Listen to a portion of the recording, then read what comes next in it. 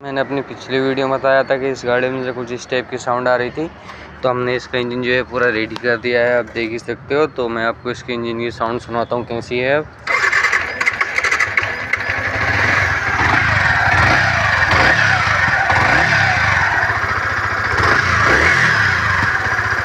तो देख ही सकते हो आप, इस गाड़ी की साउंड ऐसी है। तो आप इसके जैसे आपको सुसुक की आवाज़ आ रही होगी, तो अभी मैंने इसका एयर फिल्टर नहीं लगाया है, इसको खाली ऐसे लगा दिया है स्टार्ट करने के लिए।